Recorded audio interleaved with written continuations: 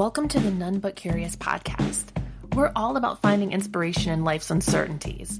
Whether you're still figuring things out, questioning your beliefs, or just curious about the world, come hang out with us as we celebrate the beauty of not having all the answers.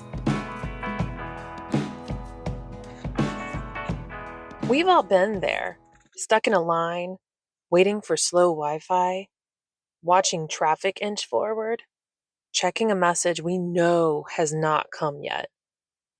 Waiting can feel like the universe reminding us that we are not in charge. And yet, those very moments where we're powerless to speed things up may be where we learn something surprisingly valuable.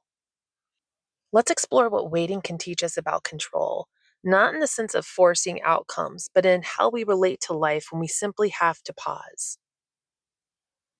Our discomfort with waiting often shows up physically: tension in the shoulders, a clenched jaw, shallow breath, restless body movements. These are cues that our nervous system is trying to grab control, any kind of control, even if it's something as simple as just scrolling on our phone. On a deeper level, waiting challenges us because it confronts the illusion that everything should happen on our timetable. That belief sits at the heart of a culture designed for instant gratification and always-on productivity. When life doesn't move at warp speed, many of us feel frustrated, anxious, or even disoriented. This resistance isn't just a quirk of personality. It reflects how deeply we've been shaped to expect motion, progress, and immediate results. Waiting quietly exposes how much of life unfolds beyond our control, inviting us back to the only place we ever really are, the present. In ancient contemplative traditions, waiting was never purely a passive state. In fact, many spiritual paths see stillness as a doorway to insight. Buddhism, for instance, invites us to observe the mind during the wait, noticing arising thoughts, sensations, and emotional ripples without any judgment. This kind of mindful observation isn't passive resignation, it's active awareness. What begins as irritation becomes a kind of self-inquiry. What is my body doing right now? Where do I feel tension?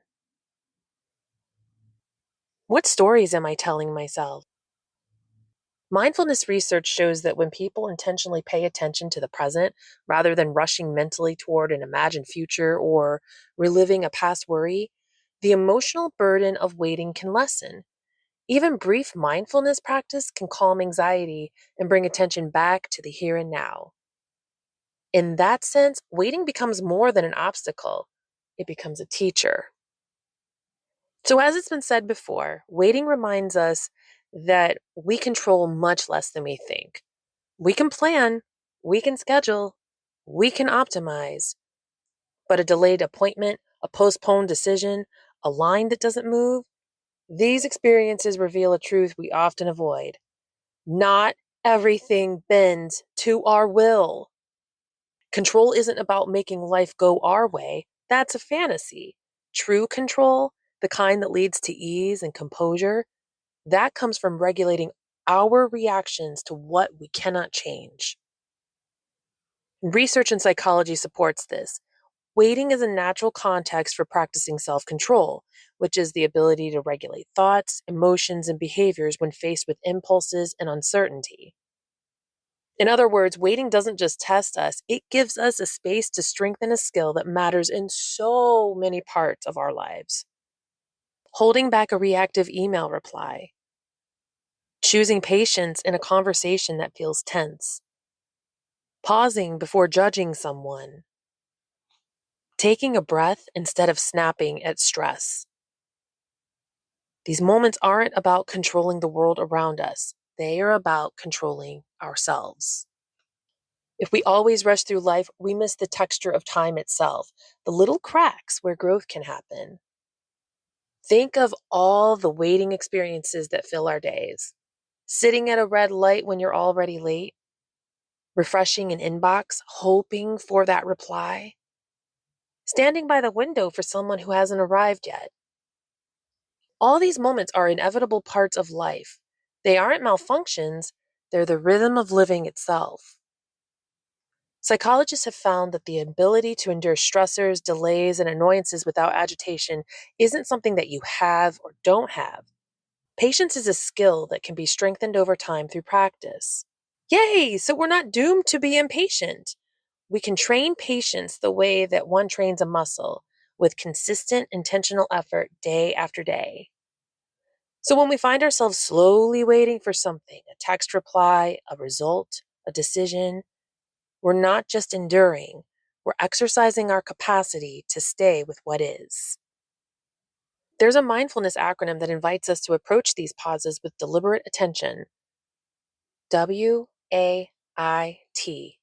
Wait. Watch. Allow.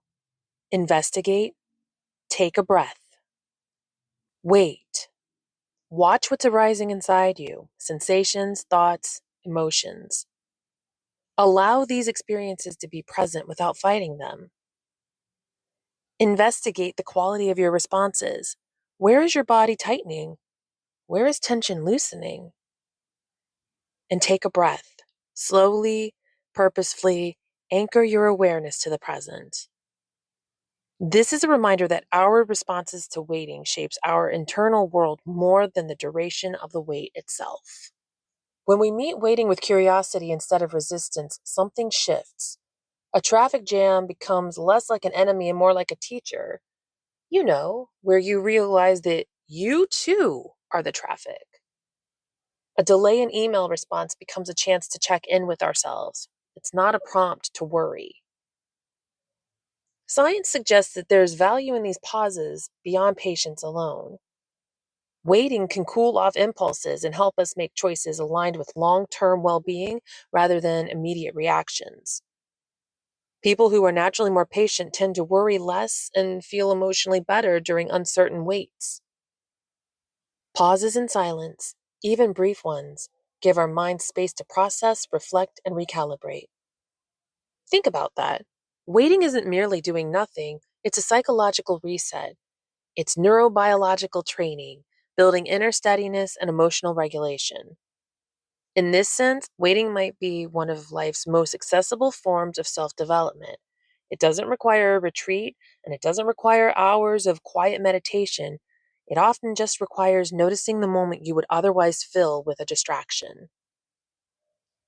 And here's the paradox. Wanting control drives impatience, but letting go of the need to control every outcome creates a deeper sense of control over your inner life. You don't control the bus schedule. You don't control another person's response.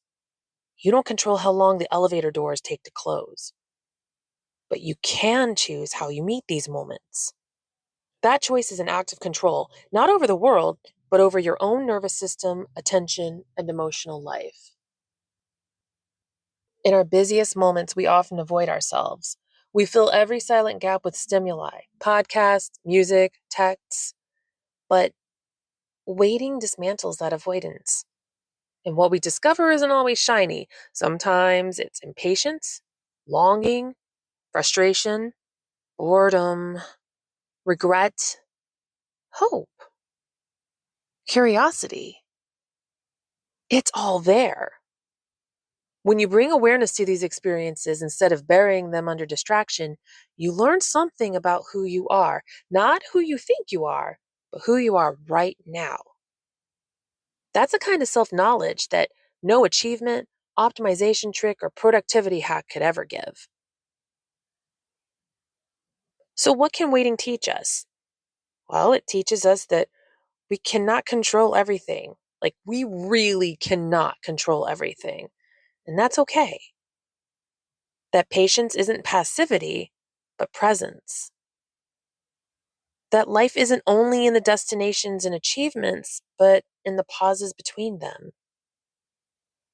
And that what feels like delay can become training ground for maturity, resilience, and self-regulation.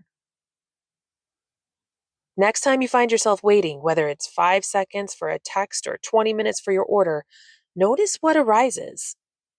Feel the breath in your body. Notice the stories your mind makes up.